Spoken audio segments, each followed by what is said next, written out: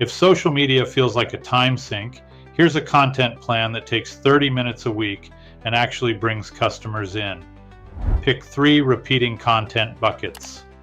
Bucket 1, proof. Show before and after repairs, quick time lapses, and a final reveal. Bucket 2, education. Explain one common problem in 30 seconds, what it feels like, why it happens, and when to get it checked. Bucket 3, people. Introduce your team, your process, and your shop values. Now batch it. Record 6 or 9 short clips in one session, 3 proofs, 3 tips, 3 people moments. Post them as Reels, Shorts, and TikToks. The same video works everywhere. Use captions that answer search questions. Why is my car shaking when braking? How much does a screen replacement cost? Add your city once and a call to action. DM for a quote or tap the link to book.